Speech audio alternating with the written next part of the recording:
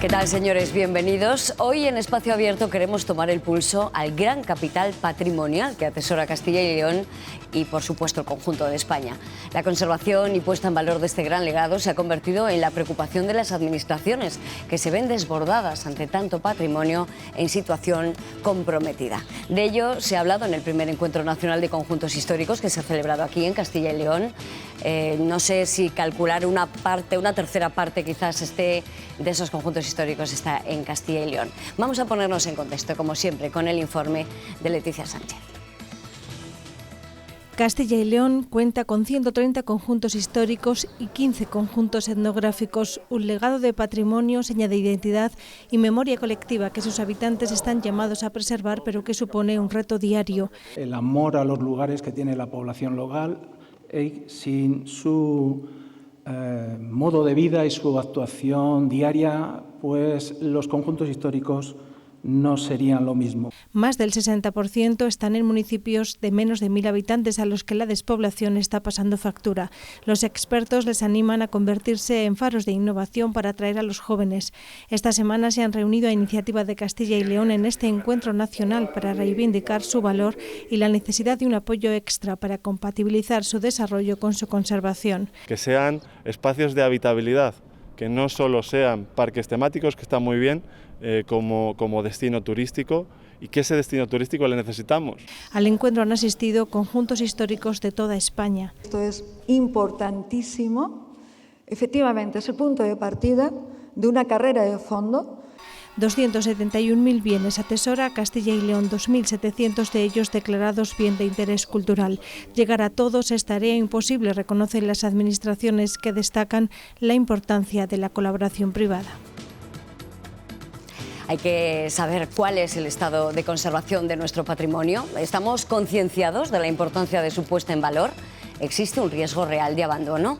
¿Qué papel juegan las administraciones? Bueno, si hay alguien que puede arrojar luz sobre todas estas cuestiones, es sin duda nuestro invitado de hoy, licenciado en Geografía e Historia, cofundador de la empresa Patrimonio Global y en su faceta de investigador ha publicado una treintena de artículos sobre el valor económico y la gestión del patrimonio cultural, además de ser el autor del libro blanco sobre los conjuntos históricos de Castilla y León. Javier Quintana, bienvenido. Muchas gracias. No hay nadie en Castilla y León que pueda conocer más del patrimonio que así usted. Igual hay alguien que sí que sabe más, pero bueno. Para los que no conocemos, ¿cómo se cataloga? ¿Quién cataloga un conjunto histórico? ¿Cómo se arranca ese proceso? Bueno, realmente el proceso arranca con la solicitud de catalogación y la puede hacer realmente casi cualquier persona. Conjunto histórico es una figura de bien de interés cultural, una de las varias figuras. Y la legislación dice que cualquier persona puede solicitar a la administración competente, que en este caso la consejería. O sea, que si yo en mi pueblo veo que hay un valor patrimonial impresionante, yo unilateralmente puedo activar este proceso. Puedes activar este proceso. Luego pasa por toda la criba de los técnicos, verán si reúne los valores necesarios, etcétera, pero la activación cualquier persona puede incoar tanto un monumento como un conjunto histórico, puede incoar que se declare BIC. Eso luego lleva todo un proceso administrativo, de revisión técnica, etcétera. Al margen de lo administrativo, es verdad que todos pensamos que nuestro pueblo, nuestra casa tiene grandes bondades, es precioso, todos ponemos en valor nuestra zona, pero claro, necesita una criba objetiva. ¿Cuáles son los elementos que pueden ser determinantes para que de verdad se le dé a un ciudadano la razón y de verdad sea su pueblo un conjunto histórico? Pues obviamente, como es una figura de patrimonio cultural, tiene que tener, en este caso, bienes inmuebles que formen un conjunto que puede estar agrupado. Hay figuras de patrimonio de conjunto histórico que definen solo una parte del núcleo. Por ejemplo, el casco histórico de una ciudad. No toda la ciudad es conjunto histórico, pero sí el meollo es conjunto histórico. Y en otros casos es la localidad entera la que es conjunto histórico. Entonces, tiene que haber en esa parte que se quiere definir una serie de bienes inmuebles de primera magnitud, suficientemente relevantes, y además que el entorno urbano acompañe. No tienen que ser grandes monumentos, pero al menos que haya una cierta conservación, una cierta unidad en ese ambiente urbano que acompaña a esos monumentos. Y a partir de ahí ya entran a jugar todos los criterios técnicos. En este caso, en el caso de que se quiera declarar una localidad, la primera criba es la municipal. Al final es el ayuntamiento el que tiene que hacer cargo de esa figura. Entonces, tú lo solicitas, pero lo primero que va a hacer la Junta de Castilla en este caso es decir al ayuntamiento: oye, nos ha llegado esto, estáis por la labor, os interesa. Por lo cual, normalmente, lo más habitual es, en el caso de los conjuntos históricos, sean los municipios los que arranquen por presión, por solicitud vecinal, pero suelen ser los municipios los que arrancan con la solicitud para estar alineados. No quise yo comprometerme en la introducción de cuánto conjunto histórico hay en Castilla y León, pero buena parte del que hay en España está aquí, en nuestra comunidad, ¿no? Sí, que creo que hay en torno a 135 conjuntos históricos, de los más o menos, esto es un poco controvertido, creo que declarados en toda España hay como 730. Pero es verdad que la figura de conjuntos históricos a veces agrupa cosas que no son localidades. El caso más ejemplo, el Canal de Castilla o el Camino de Santiago, está declarado como conjunto histórico. Creemos que no debería, pero no había entonces una figura para definir esos elementos. Ahora existe, por ejemplo, en la ley de Castilla y León la de vía histórica.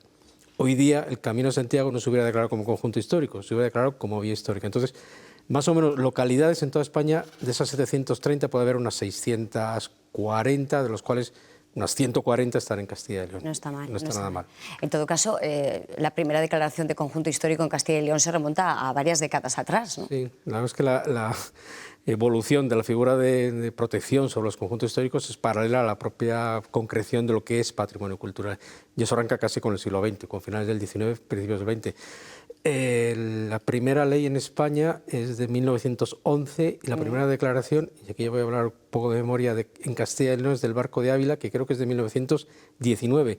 En ese momento no se llamaban conjuntos históricos porque la figura no existía. La ley definía solamente monumentos. Entonces, el Barco de Ávila y varias localidades después, creo que después hay, no sé si Coca es del año 33, están definidas como monumentos, pero porque era la única figura que existía en la legislación. En aquel momento, claro. Pero eso también a nivel de toda Europa, es decir, lo de diferenciar entre un monumento, un conjunto histórico y otras figuras como zonas arqueológicas, ha sido una evolución prácticamente de toda la mitad del siglo XX para llegar a las figuras más o menos que manejamos ahora en patrimonio cultural. Entonces, los primeros casos, de 1911, los de los años 30, bueno, prácticamente hasta el año 85, que es la ley de patrimonio histórico, que es donde se define, se acuña realmente la figura de conjunto histórico. Todos los anteriores o son monumentos o a partir de la ley de 1933 son una palabra que se ha quedado muy acuñada en la sociedad, que es conjunto histórico-artístico.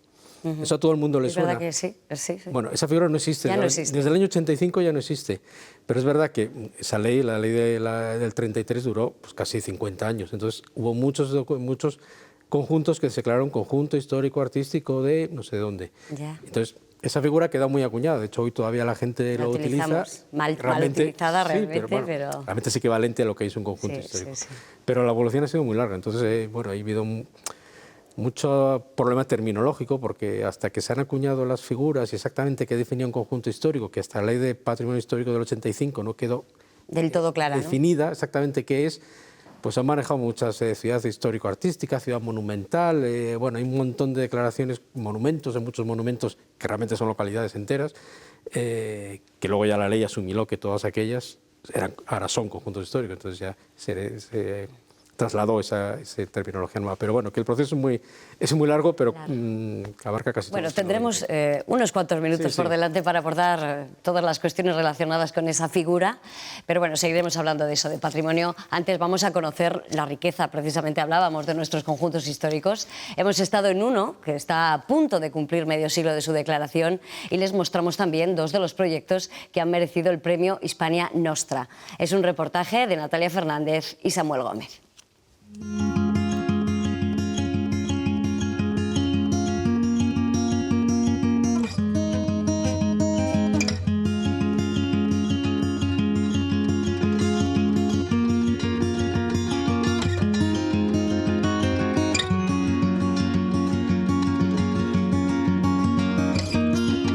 Desde el año 1975, que se declara conjunto histórico-artístico, Urueña, digamos, tiene una serie de características que hay que preservar siempre con la protección de patrimonio.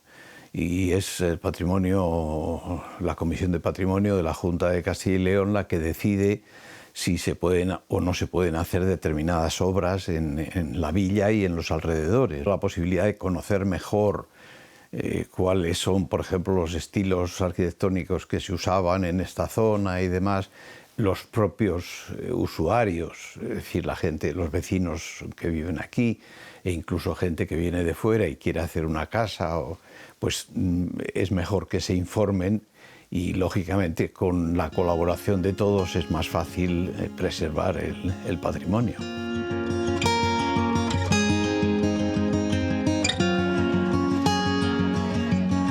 La iglesia de abajo, desde luego, tiene muchos siglos y se ha conservado primero como monasterio real. La iglesia era la del monasterio de San Pedro de Cubillas, que luego en el siglo XVII un hijo de Urueña, Antonio Isla, que era obispo de Osma, pues manda traer ahí la imagen de la Anunciada, y a partir de ese momento pues se convierte, por decirlo así, una iglesia muy antigua en una iglesia que va a proteger la imagen de la Anunciación.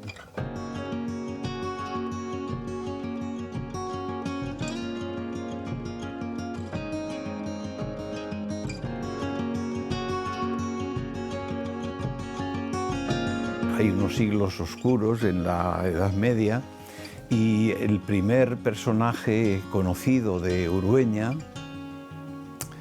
es un mozárabe. Toda esta zona la ocupan los mozárabes que venían huyendo de Córdoba, y ese mozárabe, que se llamaba Pilote Gebúldez, pues es una persona muy rica que ordena construir una iglesia mozárabe, que ya en el 950 se sabe de él, y sobre todo de la fortuna que tenía gracias a que era propietario de las salinas de Villafáfila. Entonces él crea esa ermita que va a ser, crea esa iglesia mozárabe que va a ser posteriormente la base sobre la cual se asiente la iglesia románica de San Pedro de Cubillas, la que va a ser después la Anunciada. Hay no solamente lo que se llaman los pueblos más bonitos de España, por ejemplo, que reúne una serie de municipios que quieren mantener su tradición, su historia, y se incluyen dentro de esa denominación, sino muchos otros que son más desconocidos a lo mejor, que no tienen tampoco recursos para llegar a esa categoría, digamos, o a esa denominación, y sin embargo son pueblos muy dignos que merece la pena conservar.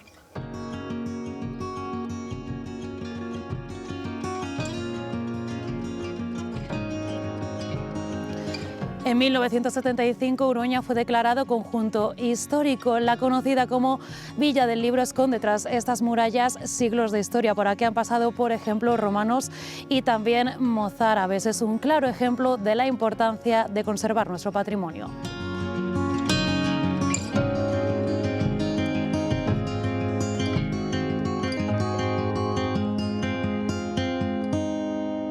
Sí, en Urueña desde siempre, como digo, sobre todo desde hace estos 50 años, intentamos, todas las corporaciones que ha habido y todos, intentar conservar nuestro patrimonio.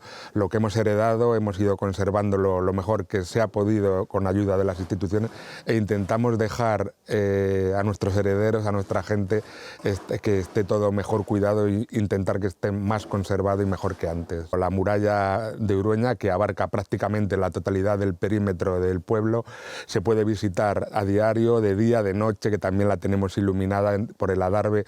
Más o menos tendremos 1 kilómetro en el que se puede andar por encima. Estamos ahora grabando aquí en la Puerta de la Villa, que es una de las 2 puertas de la muralla, que es un arco emblemático de nuestro pueblo. La muralla de Urueña es lo más emblemático de nuestra localidad.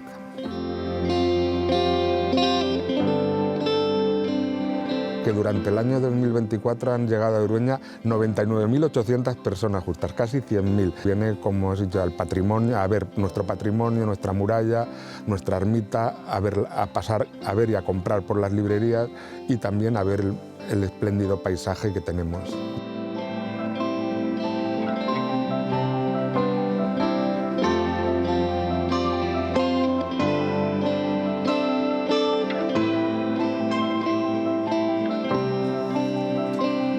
La estructura de los molinos en la ribera del Corneja se componía de multitud de molinos, pequeños molinos, este era de los más importantes, y lo que de algún modo eran puntos de reunión donde la gente traía a moler el trigo y bueno, pues desempeñaba una labor comunitaria.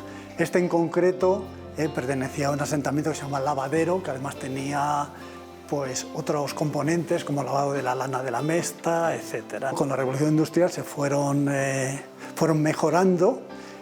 Este se quedó en la época preindustrial y el resto de molinos siguieron avanzando, convirtiéndose en fábricas de harinas. Los que no evolucionaron, porque por competencia fueron desapareciendo, se perdieron. Entonces hay muchos molinos perdidos.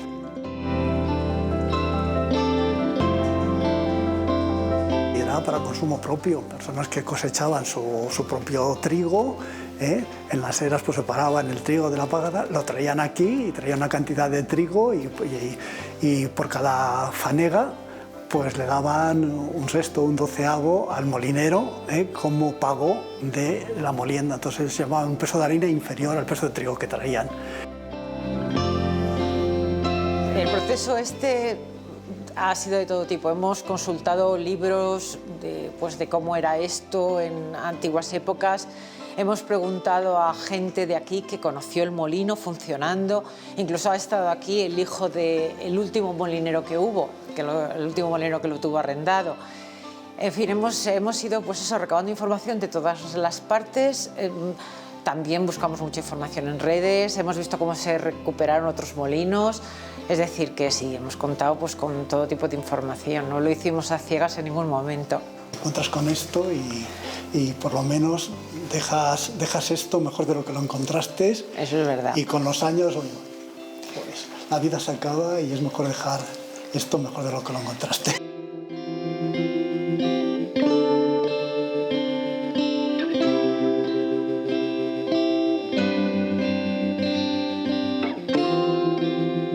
Fue realmente un descubrimiento, ¿no? Porque incluso entre la maleza, entre la ruina, entre casi la desaparición de este lugar, se encontraba un lugar que tenía un potencial enorme, una belleza impresionante, una arquitectura y una naturaleza que eran únicas. Casi era imposible llegar aquí, no existían caminos. Lo primero que encontré fue una vaca muerta. Bueno, parecía una ruina total e incluso parecía que era imposible, ¿no? el poder conseguir rescatar, ¿no? este lugar. Pues recurrimos también a esa lista roja del patrimonio, ¿no?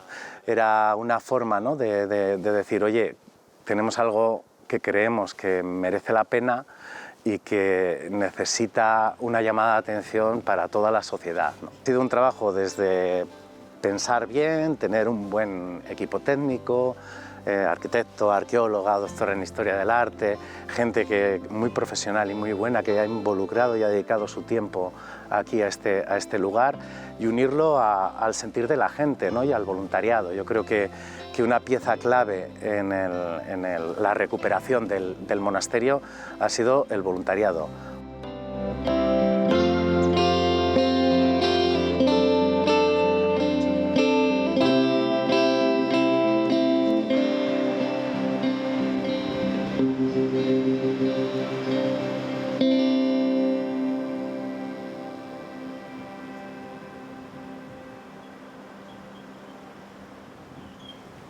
Cuánta belleza oculta muchas veces, ¿verdad, Javier? Sí. Yo no sé si están todos los que deben de estar en esa catalogación, porque, claro, cuando te encuentras bellezas como esa, en la que dicen, me lo encontré ruinoso, quitamos un poco de maleza y encontramos esta maravilla, ¿no? Sí. ¿Cuánto habrá de eso en nuestra comunidad y en toda España que merezca una oportunidad? Sí, bueno, aquí hemos visto un ejemplo paradigmático de de la recuperación del patrimonio. En este caso no es un conjunto histórico, es un monumento que está declarado BIC, que es un bien de interés cultural en la misma categoría, pero como es un edificio independiente, es un monumento. Y se recuperó por la voluntad de la sociedad. Quiero decir, aquí el primero que se movió no fue la administración, ni la municipal, ni la diputación, ni la junta. Lo primero que se movió fue la sociedad. Se organizó, se hicieron campañas de crowdfunding, se hizo presión, la buena presión política de intentar mover las administraciones en algo común, porque es un bien común para todos.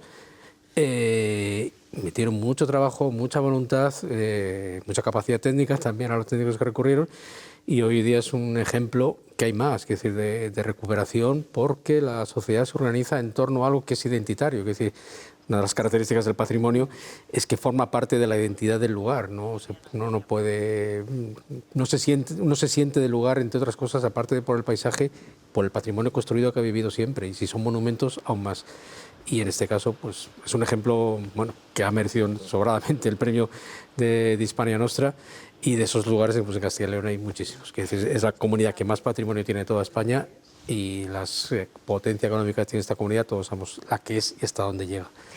Aparecer en el listado de Hispania Nostra puede ser bueno o malo, claro, porque sí, pueden premiarte por esa labor, pero también pueden ponerte ese punto rojo de decir, vamos a ver, hay que moverse porque estáis a punto de perder una... Sí, pero un poco el propósito final de estas listas rojas es llamar la atención. Claro. Es una norma política, quiere decir, al final, si lo pones ahí, sales en los medios de comunicación, esto está en la lista roja porque se está cayendo, porque es muy importante, bueno, al final hacen que las administraciones o los responsables o la propiedad privada, porque algunos casas, palacios, castillos son de propiedad privada, se vean un poco forzadas a hacer algo, para al menos no tener ese baldón encima de estoy dejando caer algo que es mío y que se está cayendo.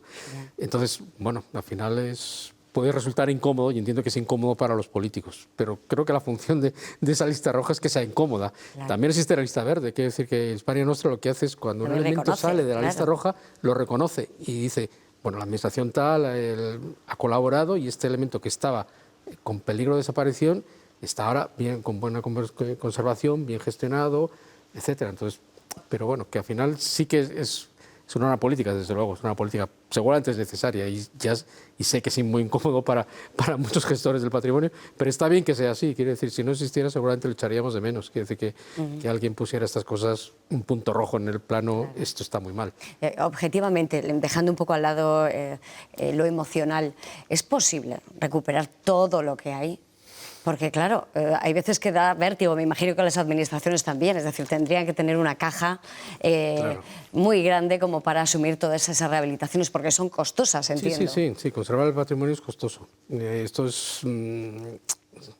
y a veces es difícil llegar a todo. Y hay que priorizar, y se prioriza con criterios técnicos. Quiere decir que pues seguramente no todas las solicitudes para que algo se incoe como bien de interés cultural, que es la máxima figura de protección que admite la ley de patrimonio, llegan a buen puerto, pues porque no reúnen las condiciones y hay que salvaguardar, empezando por lo más importante para intentar llegar a lo último, porque todo es importante, al final todo forma parte de la historia de esta comunidad y es un elemento identitario para el pueblo donde esté, etcétera.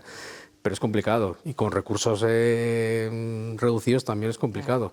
La otra parte es hasta qué valor le damos como sociedad, ya no digo como administración, a la inversión en patrimonio, porque esto hace años, yo que ya llevo unos cuantos años, se entendía muchas veces como un gasto. Quiere decir, esto no es un gasto, esto es una inversión en patrimonio, es una inversión en mantener bienes que existen.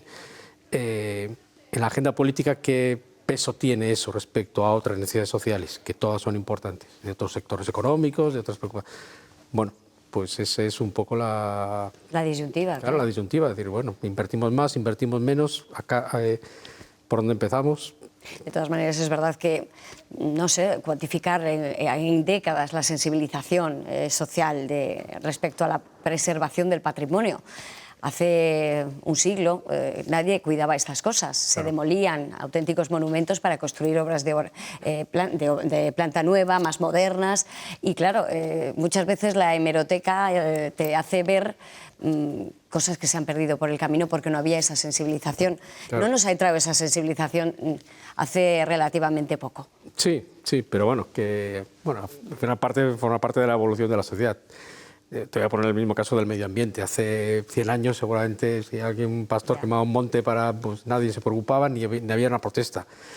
La sensibilización sobre el medio ambiente igual empezó antes que sobre el patrimonio, pero al final es el mismo proceso, es que la sociedad valora ciertas cosas como parte suya.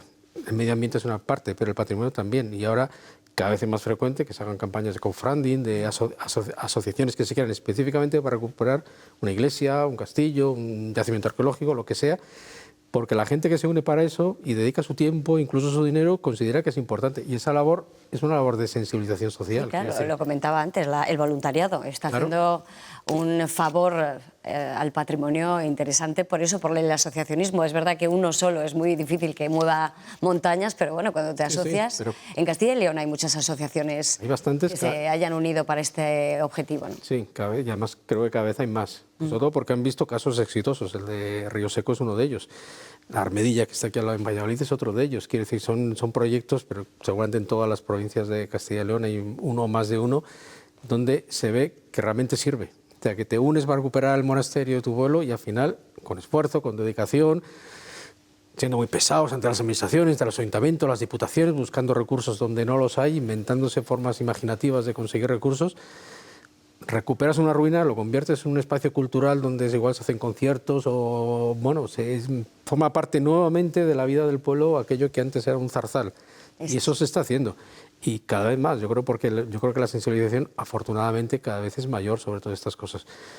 Y esa sensibilización cada vez va presionando un poco más a la agenda política, entonces como una cosa que está en la agenda social, para que esté en la agenda política y para que la inversión en la conservación del patrimonio y en la buena gestión del patrimonio sea cada vez un poco mayor.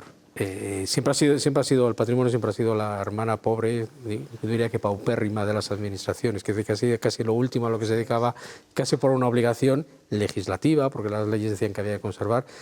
Y bueno, a veces la gente se sorprende lo poco que dedica cualquier administración territorial, sea del Estado o de las autonomías, realmente a intervenir, conservar, investigar en su patrimonio. Y dices, bueno, con la importancia que se suele dar en los discursos de esto es una seña de identidad, Castilla y León se define, entre otras cosas, por sus elevadísimos elementos de patrimonio cultural que tiene. Dice, bueno, y esto en números, ¿cuánto le dedicas a esto? De todas maneras, ya sé que las comparaciones son odiosas, pero ahora que vamos a compararnos con el resto de conjuntos históricos de toda España, que afortunadamente los hemos tenido todos aquí en Castilla y León, ¿en qué lugar del ranking está Castilla y León en cuanto a preservación, en cuanto a concienciación y en cuanto a financiación? Bueno, yo diríamos que andamos en la media, quiere decir, no estamos en el pelotón de cola, pero tampoco estamos en la cabeza. Y también depende mucho de cada administración que llega a la Junta o a las diputaciones distintas, con la sensibilización con la que vengan, quiere decir que van cambiando los cargos políticos, van cambiando sus prioridades y, bueno, los que estamos en el patrimonio nos gustaría que esa evolución fuera más intensa y que realmente fuera una prioridad, como a veces se manifiesta, pero bueno, es un camino que si vuelvo a la vista atrás de cuando yo empecé en esto a cómo está ahora, estamos mejor.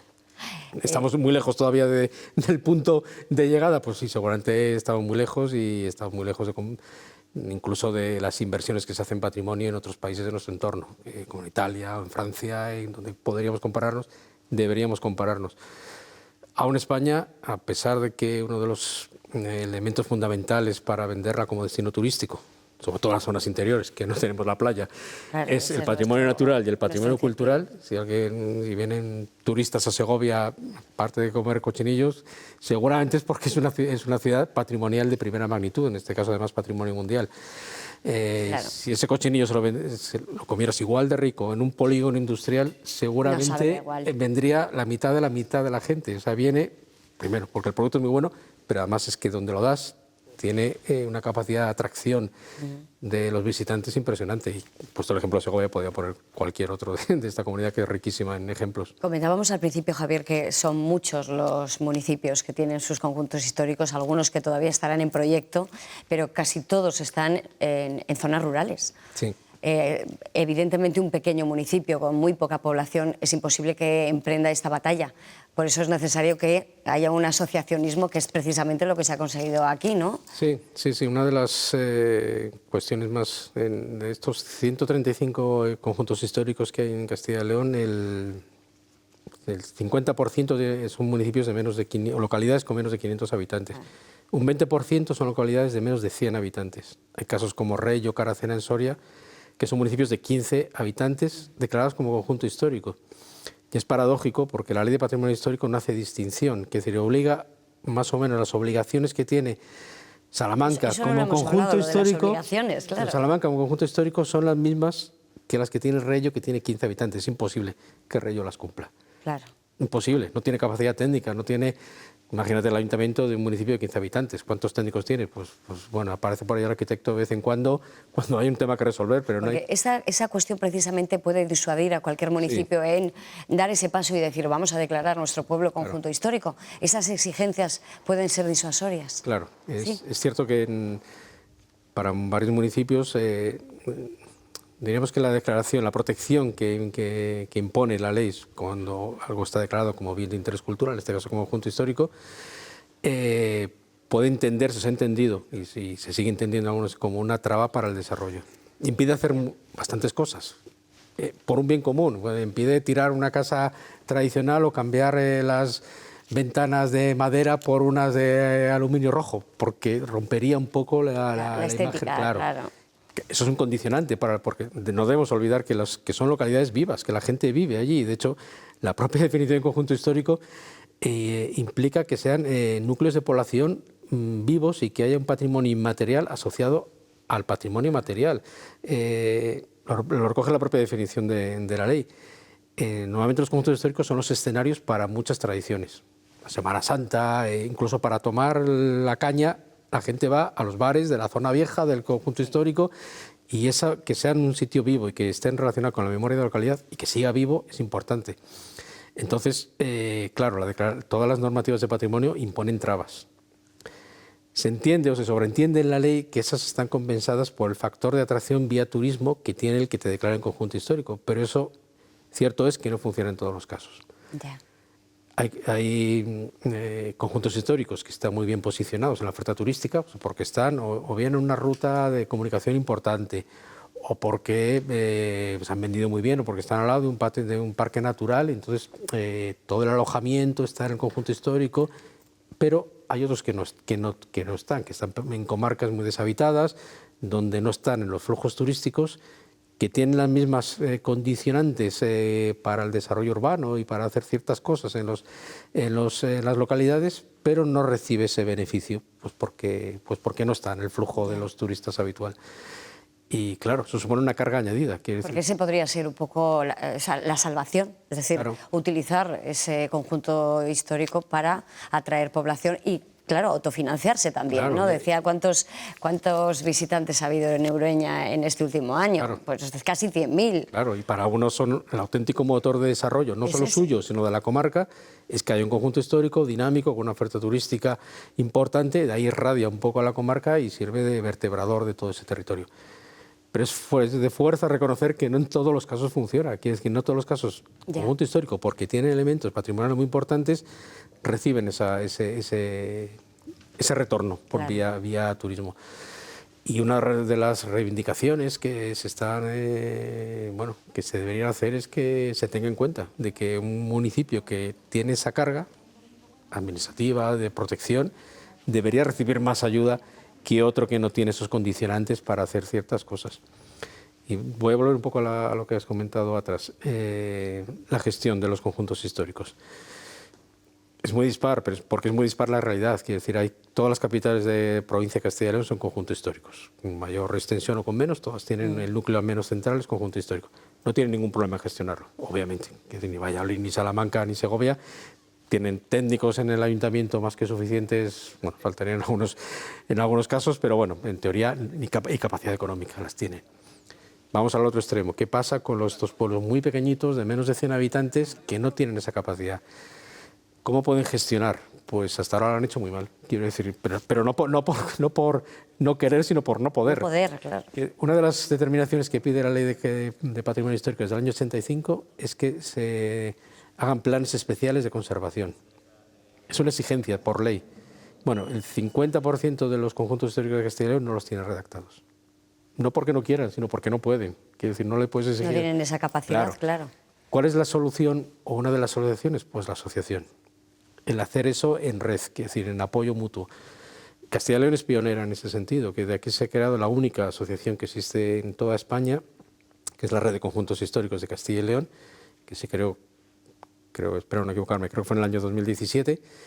Ahora creo que agrupa unos 40 y tantas localidades de esas 135 y bueno, ha tenido bastantes iniciativas, ha conseguido recursos para hacer, para intentar ese apoyo mutuo entre todas las localidades y hacer cosas en común, que aún no solo le costaría mucho, pero poniendo un poco todos es más fácil hacerlo. Se hicieron varias cosas. Uno de los frutos de esa asociación es la organizadora del primer encuentro nacional de conjuntos históricos, porque una de las necesidades que se vio, bueno, si hay 700 y pico conjuntos históricos en España, ¿cómo es que no estamos asociados? Si problemas comunes tenemos todos. Y yendo con esa fuerza al Estado, a las distintas administraciones autonómicas, bueno, que somos muchos, que somos todos estos. Entonces, es como se pueden conseguir cosas. Y uno de los propósitos de organizar es juntar a todos estos conjuntos históricos, plantear las problemáticas, porque muchas son comunes, e intentar arrancar.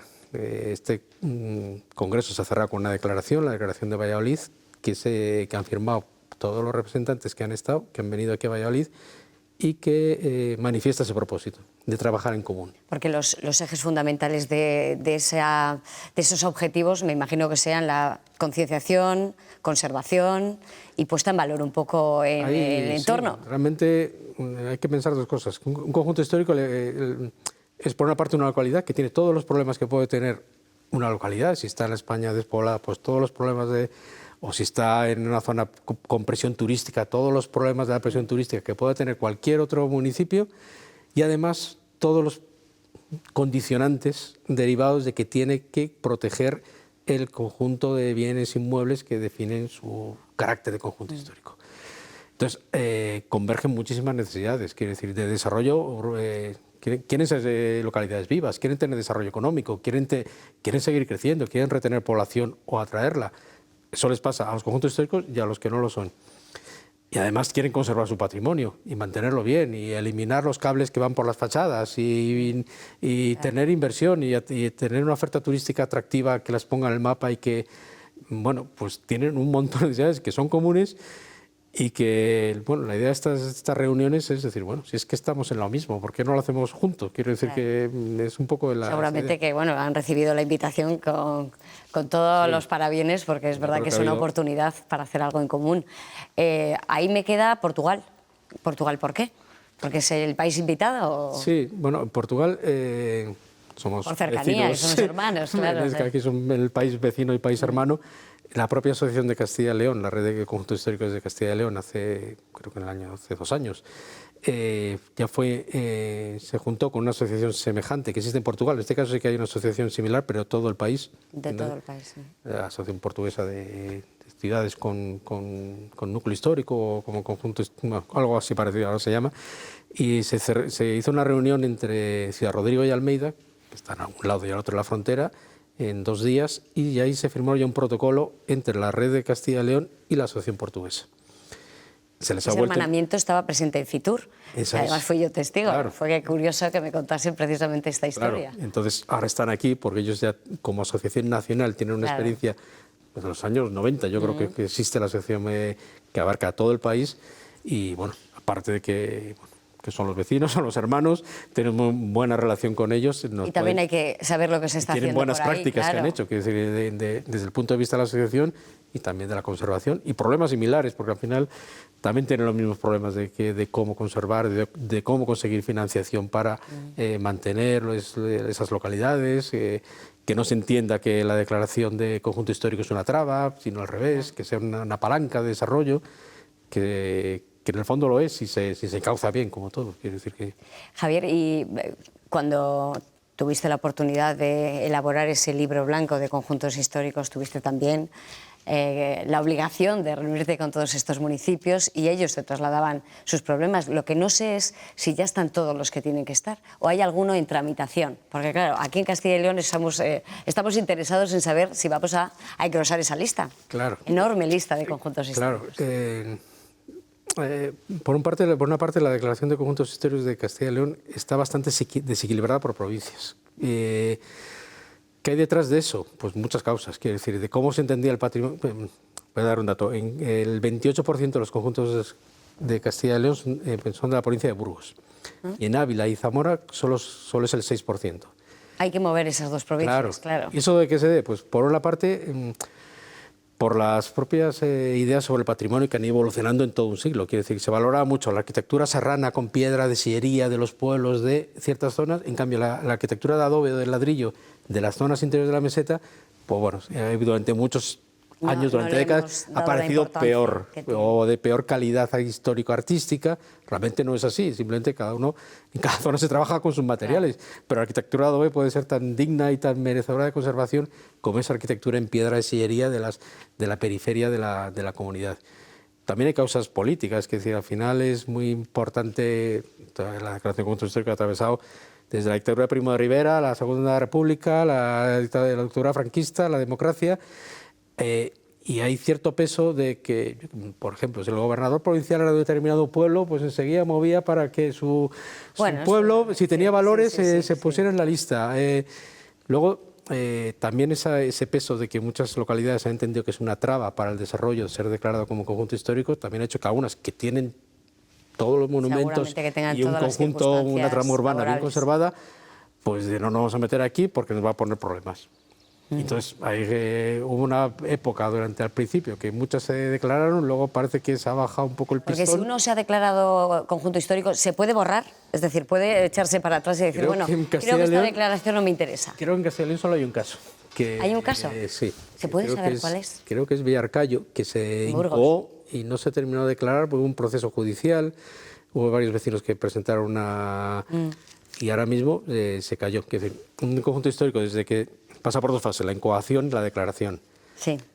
Hay un caso que han pasado 50 años desde que se incoó hasta que se declaró, porque el expediente se quedó allí, pero es cierto que desde que se incoa hay ciertas protecciones que ya están en vigor, aunque no se haya declarado, pero simplemente porque esté publicado como incoado para declararse.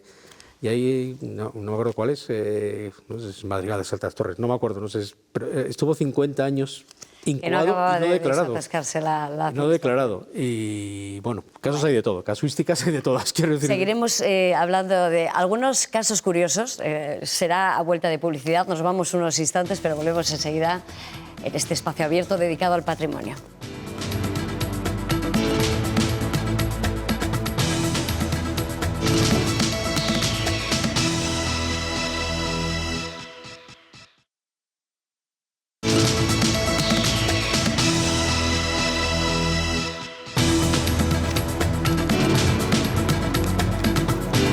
Ya estamos de vuelta en Espacio Abierto y estamos hablando de esos conjuntos históricos que atesora nuestra comunidad precisamente con el motivo de la celebración de ese primer certamen, de ese primer congreso nacional que se ha celebrado en Valladolid. Estamos con Javier Quintana y hablábamos al principio de lo importante que es la concienciación dentro de la sociedad en general, del voluntariado. Lo que pasa es que hay veces que el patrimonio sufre esos envites. Estoy recordando los famosos querubines de la ermita de la Virgen del Mirón, ese exeomo soriano que llamamos. Hay veces que se nos va un poco la mano a los amantes del patrimonio, ¿no? ¿Esas cosas cómo se solucionan? ¿O cómo se dejan hacer? Porque, claro... No dejan de ser anécdotas. Es verdad que, como son muy espectaculares, al final es lo que siempre, lo primero salta a los medios. Sí. Que la mayor parte de las restauraciones se hacen por profesionales, con criterios profesionales y cumpliendo todos los estándares de la restauración. A veces nos encontramos con estas cosas, solamente son por falta de vigilancia. Quiero decir, esa labor de vigilancia... Si es un elemento de la Iglesia Católica, corresponde también a los obispados, etcétera. Si es un elemento que está en el edificio civil, corresponde en primer lugar a los municipios y en segundo lugar y por encima de todo a la administración última competente, que en este caso es la Junta de Castilla y León. Pero es verdad que a veces nos dejamos llevar por esas cosas tan espectaculares. Hasta la anécdota nos sirve para recordar que hay mucho que hacer todavía. Sí, ¿no? Sí, pero es importante porque al final dices, bueno, al final sí, es un exceso voluntario. O sea, la buena voluntad está... Vale, no se ha encargado un profesional, no se ha hecho bien y a veces es hasta complicado arreglar el destropicio. Pero conoce muy bien de esto de la restauración y de los profesionales. Hemos tenido la oportunidad desde Castilla y León Televisión de hacer el seguimiento de la restauración del cuadro de los comuneros, el que se ha restaurado dentro de las propias Cortes de Castilla y León.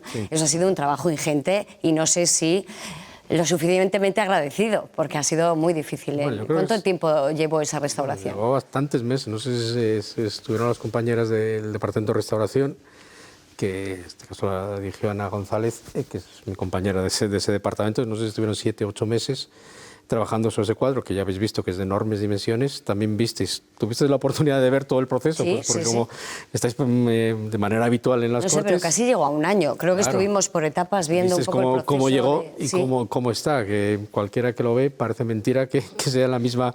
Lo que nos planteábamos es precisamente que en esas condiciones que llegó, si había alguna posibilidad de que se llegara al resultado que finalmente se llegó. Claro, porque afortunadamente había documentación de cómo era en origen, y entonces a partir de ahí, de los restos que se quedan, que se consolida, se va trabajando poco a poco, se llega al resultado final. Y ese es un trabajo, ahí lo que habéis visto, que sois un poco ajenos, habéis visto la cantidad de horas que hay que dedicar para mantener el patrimonio en buenas condiciones. Bueno, fue un proyecto espectacular, quiero decir, no solo fue la única obra del Museo del Prado que se restauró fuera de los talleres del Museo del Prado. Tuvimos el honor, que fuimos la empresa encargada de hacerlo, de cosas que hasta ahora, bueno, es una excepcionalidad, y el hecho de que esté en el hall de las Cortes, sé que todos los visitantes, ahora creo que se hacen visitas guiadas a ver la colección artística, una de las paradas obligatorias es ver el y la que nos lleva más tiempo, porque es inmenso el admirar las dimensiones que tienen son esa pintura. Espectaculares. Sí, la verdad que sí. Bueno, ¿cómo han llegado al patrimonio, a esta cosa tan tradicional, las nuevas tecnologías? Creo que se está llevando a cabo una digitalización de los monumentos con un objetivo claro, que si me lo explica mejor, porque es verdad que parece mentira que se puedan sensorizar todos los monumentos que tenemos o parte de los que están en proceso, ¿no? ¿Qué se está haciendo? Pues el patrimonio, aunque suene muy ligado a la historia, estamos en el siglo XXI. Y estamos realmente, a veces aplicamos tecnologías muy punteras, porque tienen su aplicación en el patrimonio. Básicamente tienen dos propósitos. La preservación digital, quiere decir que, bueno, la Catedral de Notre Dame, todo el mundo sabe que se ha quemado, se perdió la cubierta original, bueno, estaba totalmente escaneada, era fácil volver al punto original precisamente porque había un gemelo digital, una preservación digital de cómo estaba. Claro. Pues uno de los propósitos de la digitalización es eso, tener documentados con técnicas como la fotogrametría, etcétera, tanto piezas muebles como edificios enteros. Si en un momento hay una desgracia enorme, se nos hunde la cúpula que hemos tenido aquí cerca o cualquier desgracia enorme, al menos está preservado digitalmente, y si se quiere restaurar hay casi un gemelo, por eso se llama un gemelo digital, para poder hacerlo. Y la otra camino que se está llevando es toda la sensorización esto está ligado más a la conservación preventiva, evitar que pasen desgracias. Que se colapsen cúpulas, como lo que ocurrió. Entonces, gracias a un montón de sensores que se están poniendo que incluso... Por cierto, últimamente estamos teniendo muchos sucesos de estas características. Claro, con el patrimonio, ya fuera de los conjuntos históricos, que casi es el que mejor vigilado está, el problema que existe con la despoblación es que el territorio se está quedando sin testigos. Quiere decir que para el patrimonio natural y también para el patrimonio cultural,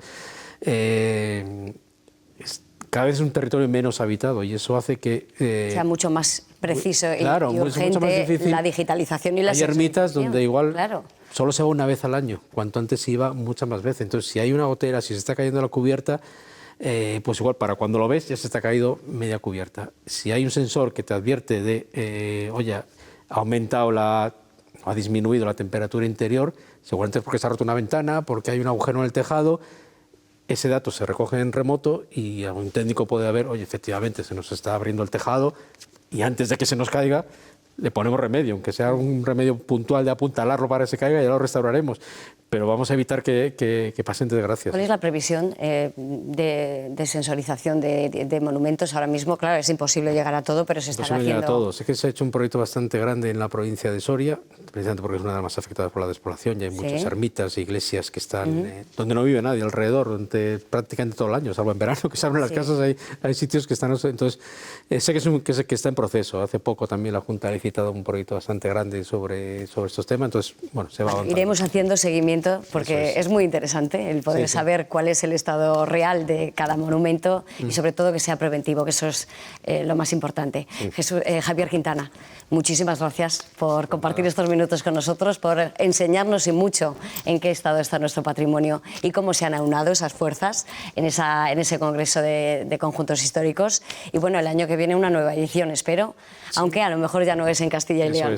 Muchas gracias. Nada, muchas gracias a ti, y siempre es un placer poder hablar hablar de patrimonio cultural y que llegue este mensaje a la sociedad y reflexiones sobre estos temas. La reflexión, lo dejamos ahí. A ustedes, como siempre, emplazarles a un nuevo espacio abierto, como siempre será en cuestión de 7 días. Les espero. Hasta entonces.